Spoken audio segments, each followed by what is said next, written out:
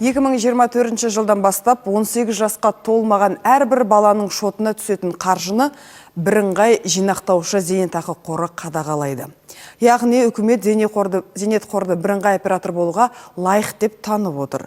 Ал шоттар автоматты түрде ашылады, бірақ әзірге жобаның нақты ережесі жоқ. Әрі жыл сайын қанша қаражат аударылып тұратында белгісіз.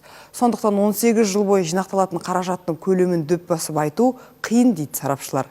Өйткені дәл қазіргі жағдайда инвестициялық табысқа қатысты болжам жасау мүмкін емес.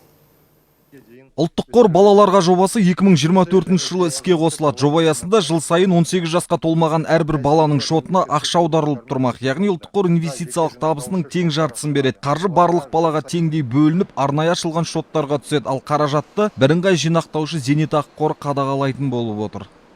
Жинақталған қаражат кәмелетке толған кезде ғана пайдалануға қолжетімді болады. Келесі жылы жобаны іске қосу үшін қажетті заңнамалық өзгерістер қабылдау жоспарлануда.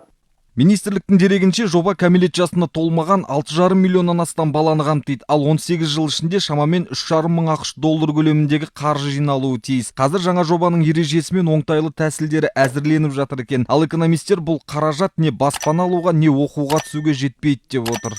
3-4 мың доллардан 7-8 мың долларға дейін жиналар екен. Әрине бұл үлкен қомақты ақша, кейбіреулер үшін қомақты ақша болуы мүмкін, бірақ мәселен пәтерге, жаңағы оқуына аса үлкен жәрдем бола алмайды. Бірақ бірінші взносқа, егерде сонда бір 15 жылдан кейін, бірінші взносқа әсер етуі мүмкін.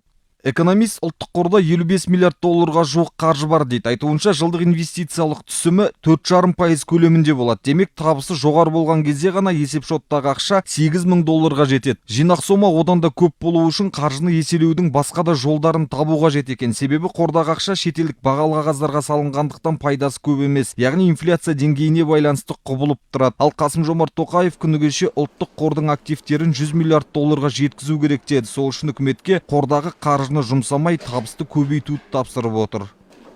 Нұрболат Жаңабекұлы, Информбюро, Алматы.